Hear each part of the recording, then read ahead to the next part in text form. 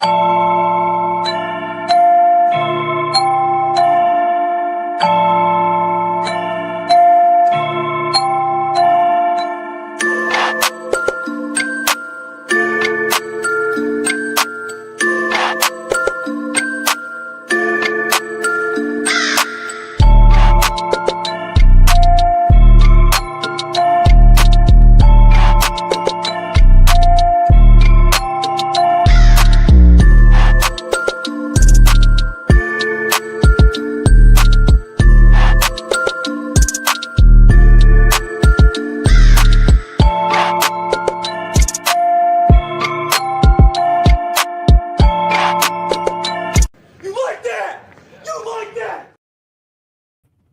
right, and we're back here on the first episode here on Couch Coach Live for the year 2026.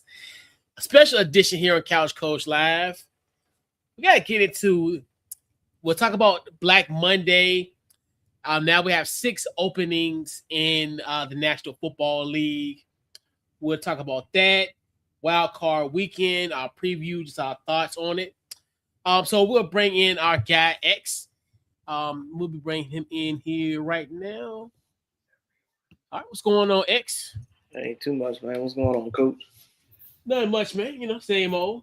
Just chilling. Yeah. Yeah, man. How was your holiday? Oh, man, it was good. How was yours? Pretty good. Just relaxed, just chill. You know, just, same old. But it was good, though. Good to just relax and kind of decompress. Oh, yeah. Most definitely. Yep. So, man, we got so let's talk about Black Monday. So according to now, we're almost 9:00 East Standard Time. So we have 6 openings in the National Football League. Obviously, we'll start from the beginning. We obviously know that the Titans and the Giants had coaching vacancies due to the fact that Dayball got fired and Callahan got fired. So we knew that was opening. The Falcons fired Raheem Morris. The Browns fired Kevin Stefanski. The Raiders fired Pete Carroll. And then also the Cardinals fired Jonathan Gannon. First off, what was your overall thoughts on any coaching firings? And which one kind of surprised you? Or just overall, what were your overall thoughts on Black Monday? I think the surprising one was not really surprising. I thought they would have gave him more time. Was Pete Carroll, but I got a feeling that he may have lost the locker room at some point, so it may not be that surprising. The Kevin Stefanski, we kind of saw the writing on the wall with that.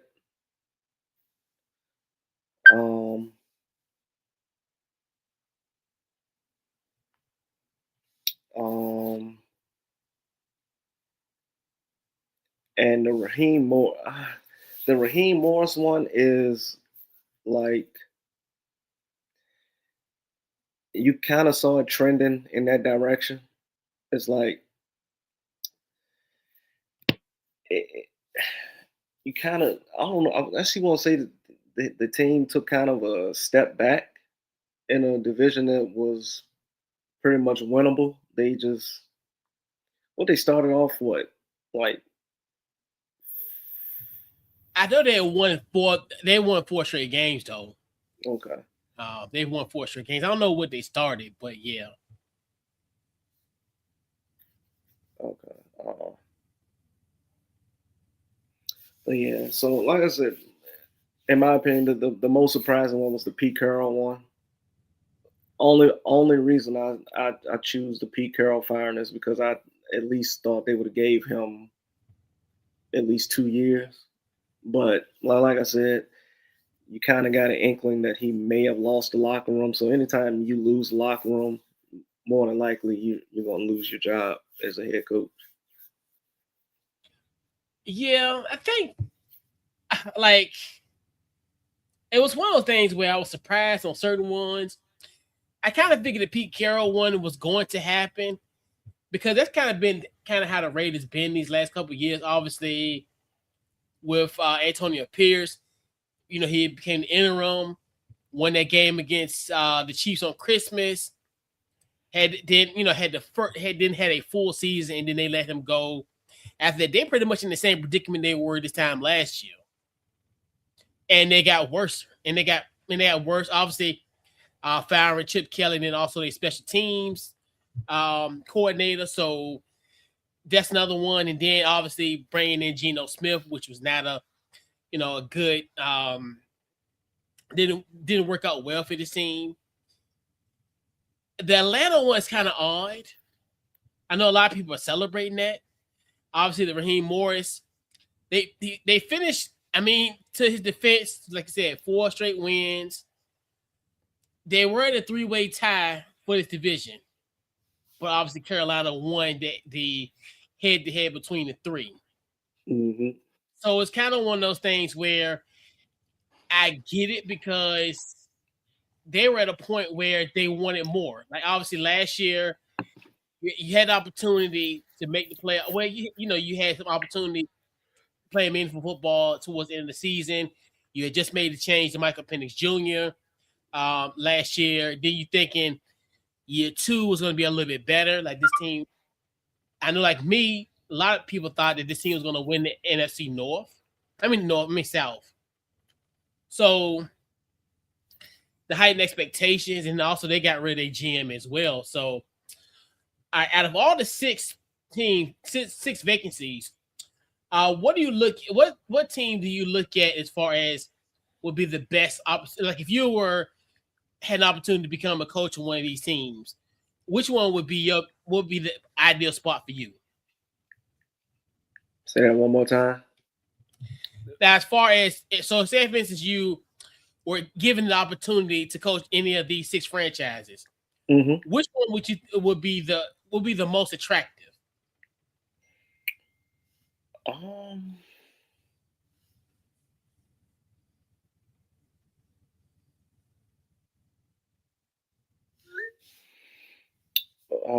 If I had to choose, man, because you got the Raiders with the first pick, yeah, but then you're gonna have to build that up. But as far as the team that's already pretty much built and ready to go, would be the Atlanta Falcons. But the only problem is you have an aging quarterback that's not mobile, but then you have a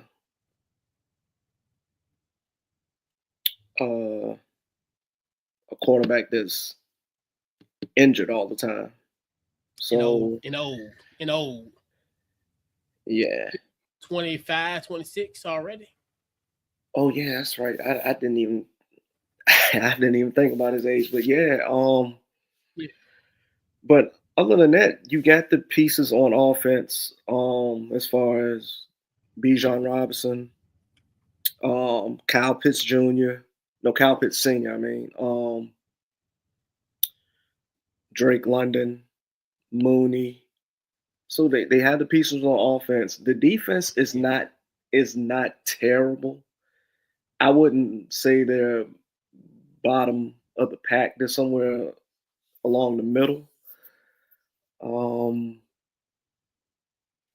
I think if I think if if a coach does take that job on, you have to figure out the your quarterback situation. Yeah. Because you're paying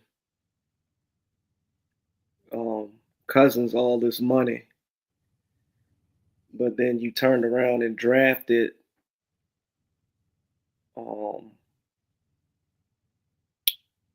Penix Yeah. with what was it? With the 9th pick in the Eighth draft, pick. eighth pick, Eighth.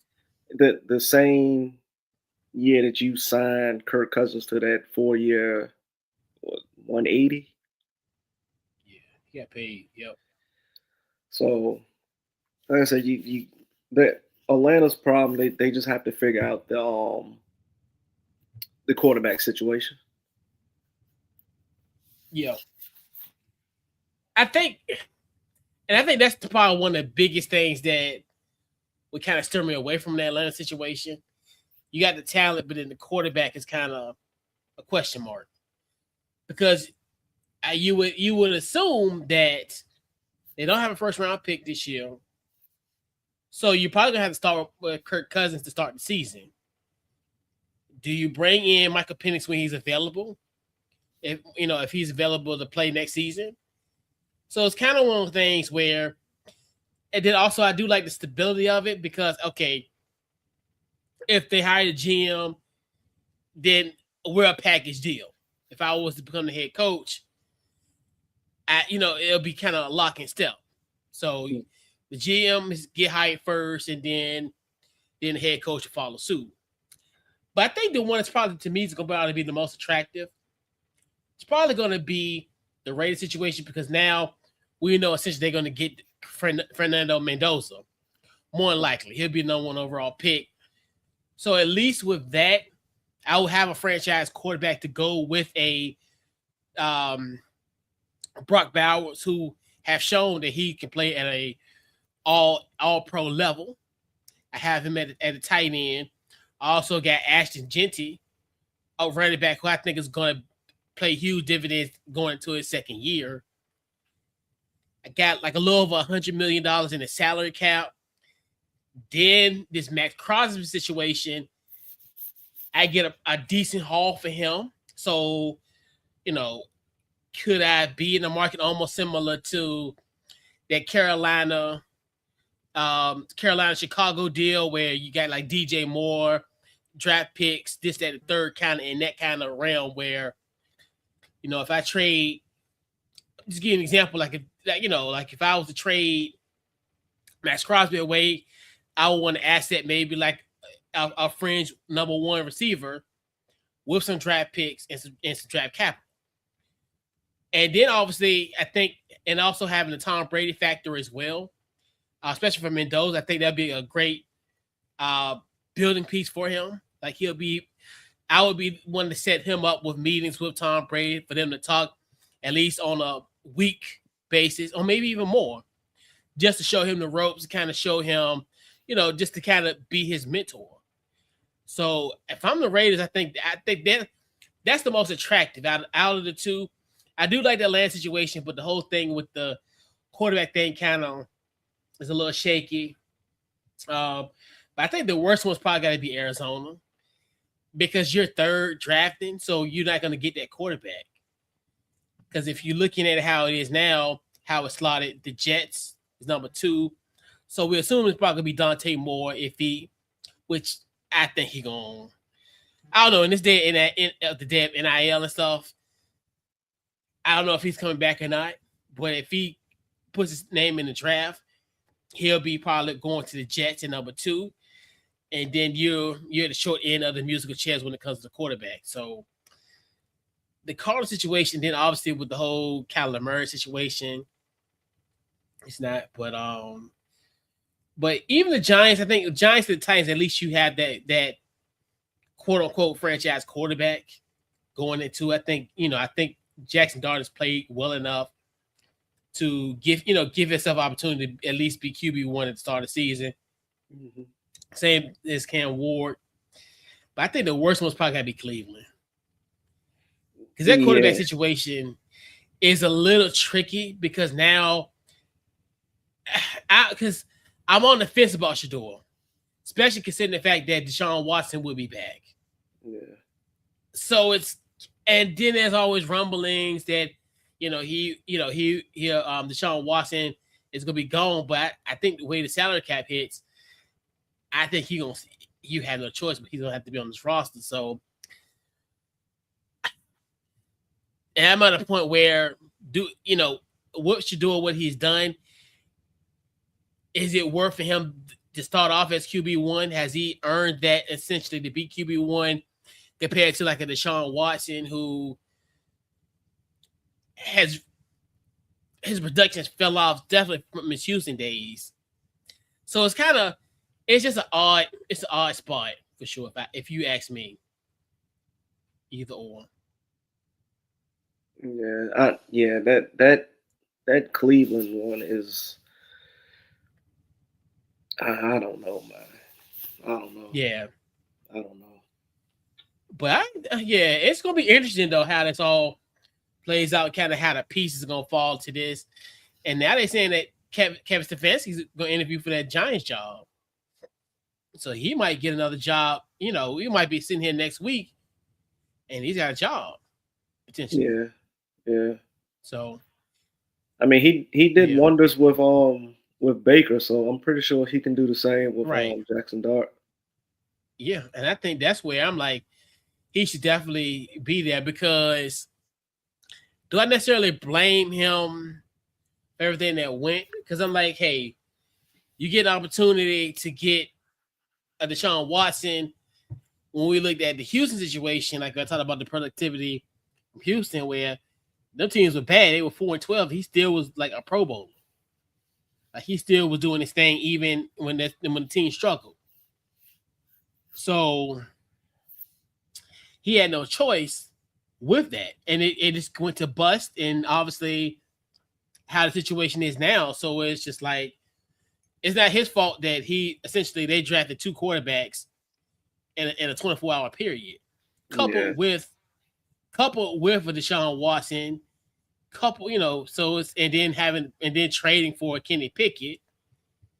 So it's just that's not Kevin Stefanski doing. That's more of Andrew Berry, Jimmy Haslam type situation. Because you can obviously tell in that draft room when they drafted Shador, he was not a happy camper. So yeah. but it's gonna be interesting how these positions will be filled and who will get these spots and what have you. But yeah, that Pete Carroll was kind of interesting.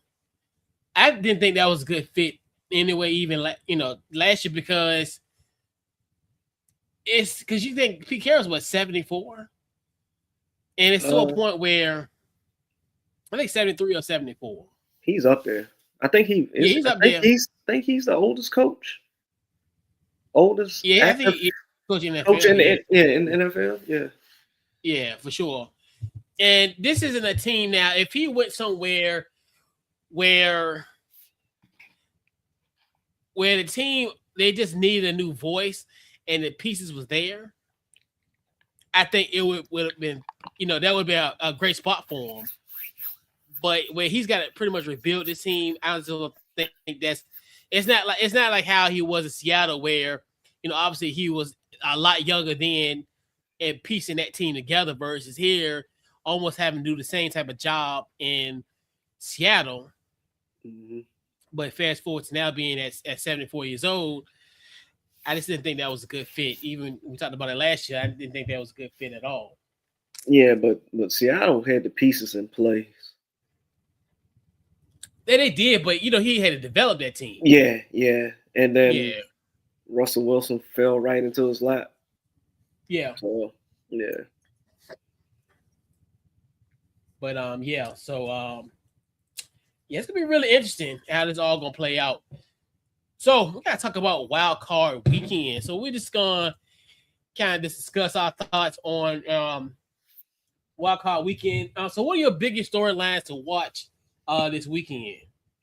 Honestly, I think the biggest one I feel like it should be everyone's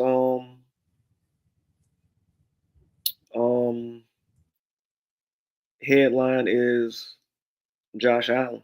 It's all about Josh Allen because you don't have to face Patrick Mahomes and Kansas City Chiefs. You don't have to see Lamar Jackson. So pretty much it's not going to be an easy road, but pretty much the red carpet has been laid out for you to make your way to your first Super Bowl and try to win Buffalo its first Super Bowl. I mean, but it's not going to be easy. You still got to either go through New England, Denver. Who would they match up against? Jacksonville. Yeah, that's gonna be a tough one because Jacksonville's been playing good ball here lately. I mean, the road is not going to be easy, especially going through the AFC. But I feel like it's all about Josh Allen.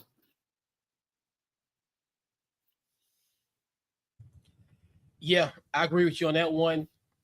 That's the fact that Josh Allen is 0-4 on the road in the playoffs is really interesting. And then Sean McDermott is 0-5 on the road as well.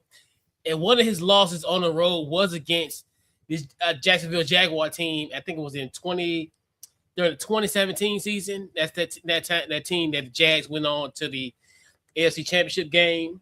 Mm. And like you said, this will be that's the interesting thing about all this. Although his biggest foes won't be in there, but he has a tough road.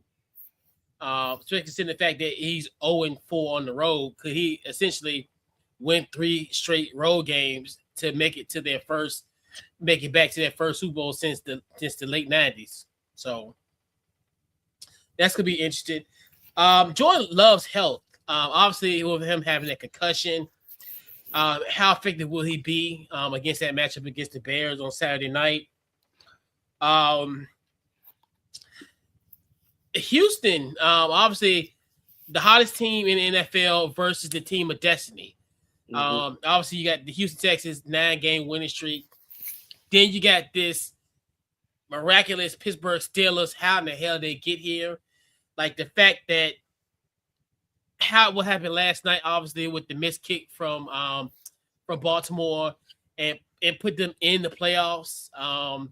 And just yet again, Mike Tomlin and that Steelers team always scratching and clawing and getting themselves into position. And it's gonna be that's gonna be a good cap to the wild card weekend on Monday night, next Monday night, where you're gonna really see how the team plays. And then you think about Houston. Houston has a great defense. Now, Pittsburgh now bringing back DK Metcalf from suspension. So you look at that. And then also I guess you could say a quintessential matchup of two of the best young quarterbacks in the game on the AFC side. We got Justin Herbert versus Drake May. This kind of one of those. The Chargers got to do something. And this is another one where they could be 11-6, 10-7, all they want, but can they get past the wild card round? Can they get to a divisional game? Could they be, in the position to one game away from the AFC Championship game? These type of situations, because in this Jim Harbaugh era, even though this is his second year with this team, can he get them over the hump? And so it's gonna be really interesting how wild card weekend will play out, for that's concerned. So, so which number one seed? We got the in the AFC, we have the Denver Broncos, and we also have the Seattle Seahawks as a number one seed in the NFC. So which number one seed is most likely to make a Super Bowl run? What you got, X? I'm gonna go with boy. Oh man. It's because both number one seeds are like eerily similar in aspects. Like both defenses are elite. Both offenses are good, but both offenses do tend to struggle. With Denver, I think Denver is like one of the tops in the league for 3 and outs and punts. And then with Seattle, you got to worry about Sam Darnold and his turnovers. Yeah. So in the playoffs, the famous saying is you pay double for turning the ball over in the playoffs. So if I had to choose, I'm gonna go with Denver because Denver's defensive line can alter the game plan of any OC. And I'm not taking nothing away from Seattle's defense, but it's just something about that Broncos defensive line, and they also got PS2 back there locking down his side of the field. So my pick is on Denver. Yeah, I think mine's going to be Denver as well.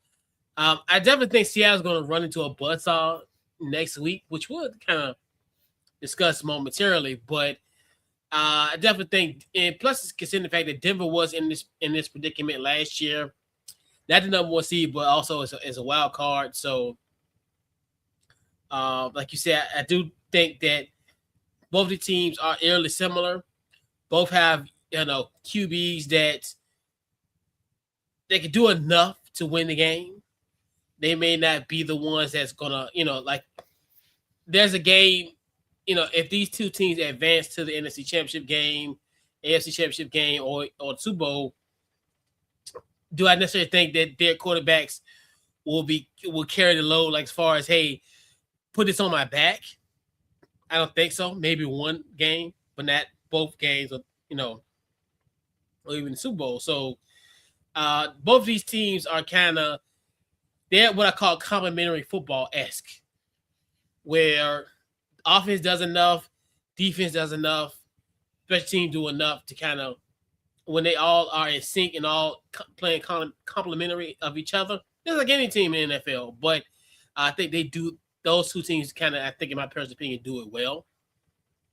And like you said, Sam Darnold, we haven't seen him kind of get to this, like as far as having success in the postseason. Obviously, we look at last year, he got sacked like crazy against, matter of fact, the Rams last year in the wild card game. So that's gonna be really interesting of how that. But I definitely think it's going to be the Denver Broncos. If there was a number one seed to make it to the Super Bowl, it would be the Denver Broncos, in my personal opinion. All right. So which two matchups are you looking forward to watching this weekend? What you got?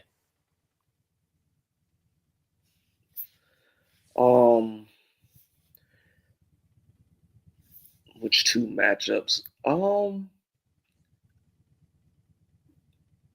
It's the Rams Panthers matchup, because for some reason I just feel like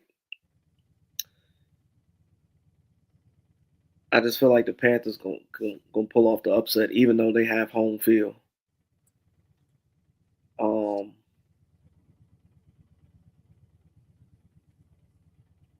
And my next matchup, it will be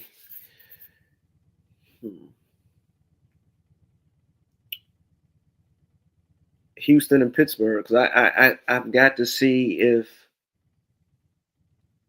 Pittsburgh can end their, was it like 10, 11-year drought of.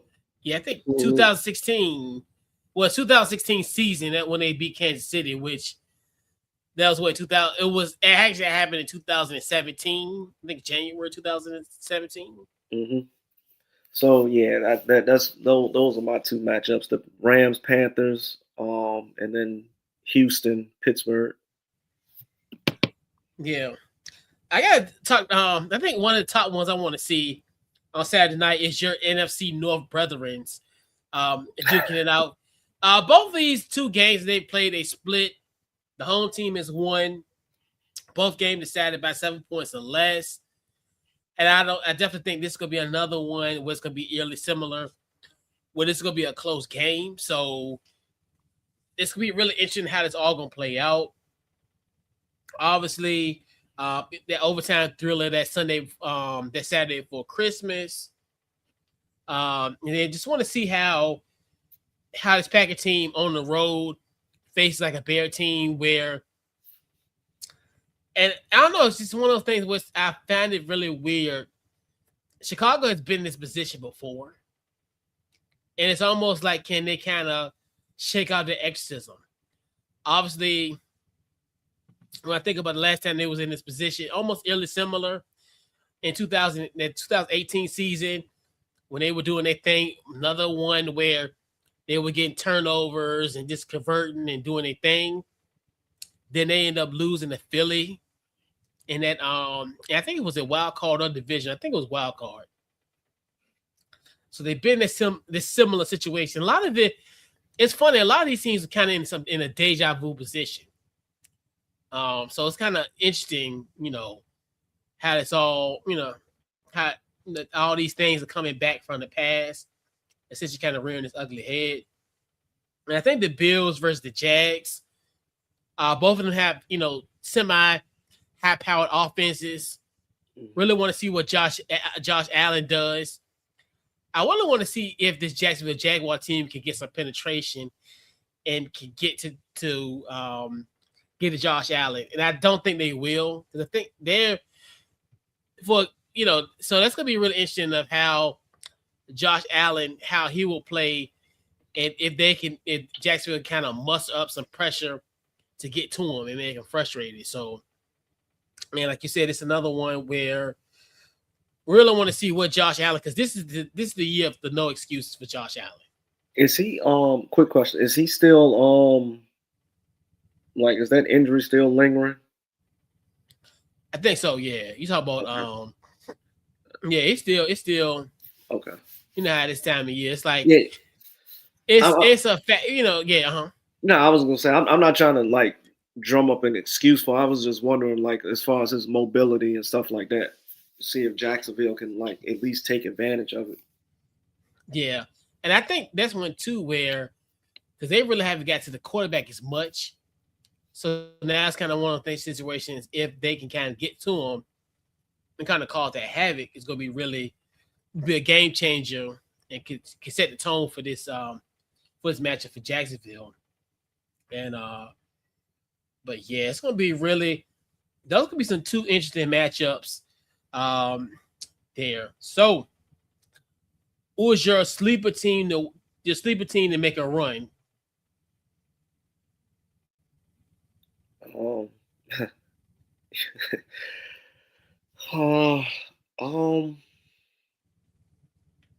I'll be going out on a limb if I say the Panthers, but I'm gonna keep it.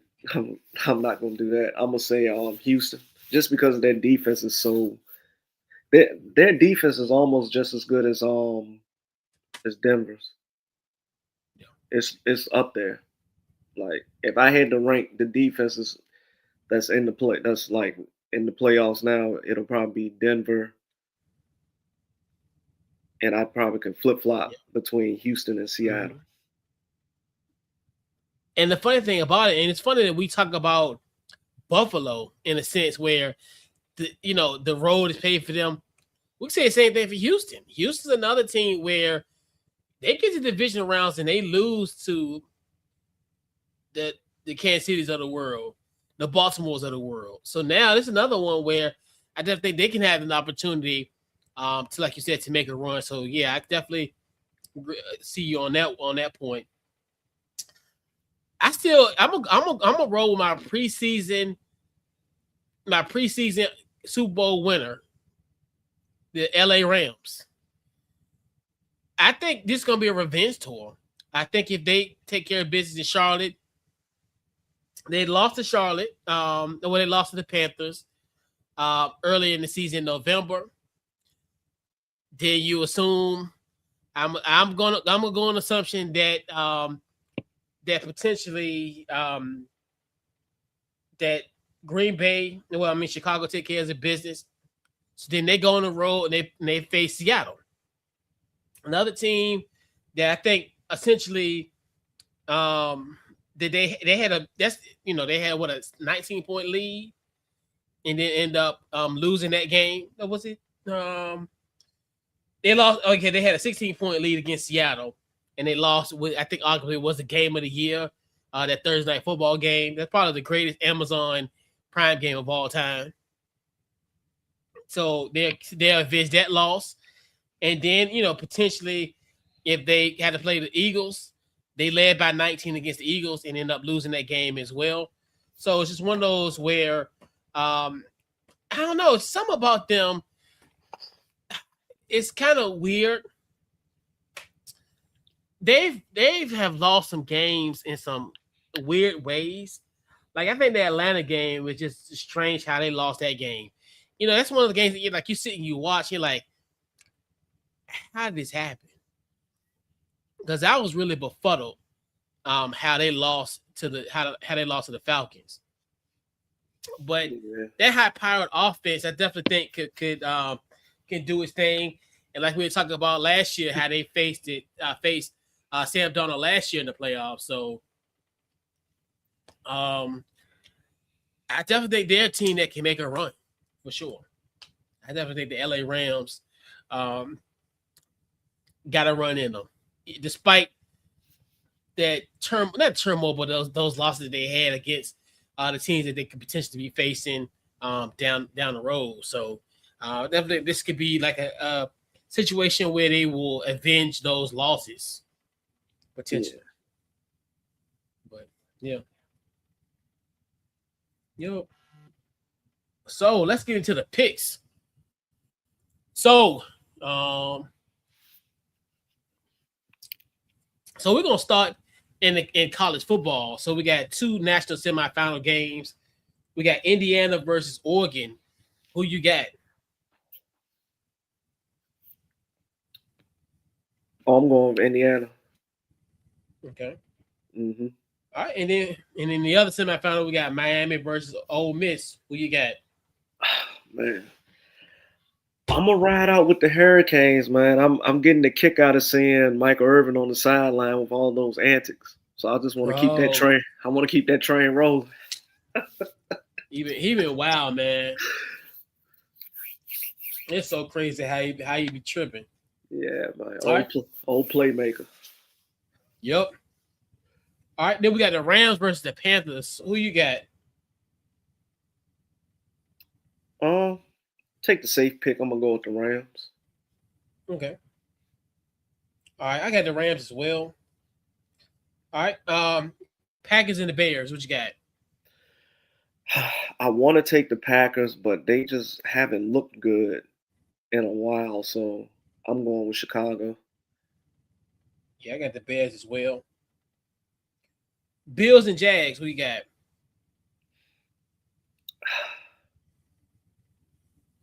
Mm.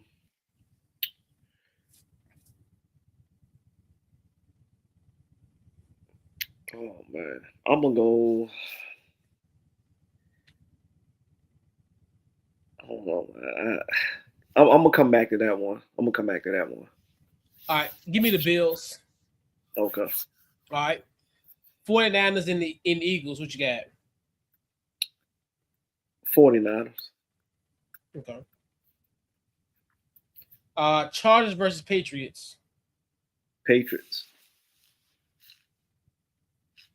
Houston and Pittsburgh. What you got? Houston. All right, then Bills and Jags. What you got?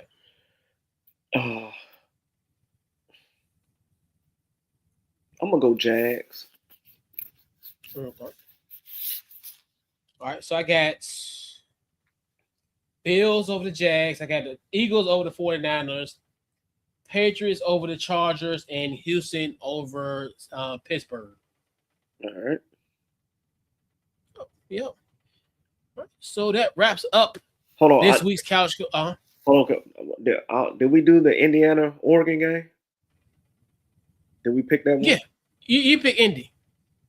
Man, look, it's been a long day. Yeah. It's been a long. Yeah, you pick Indy. Yeah, you pick Indy. Yep. Okay. Yep. All right. So this wraps up episode 377. So before we head on out, your final thoughts and plug away what you got going on. Final thoughts, man. Great show. Glad to be back. Felt like forever. I'm just glad to be back. Like I said, glad to be back on the show.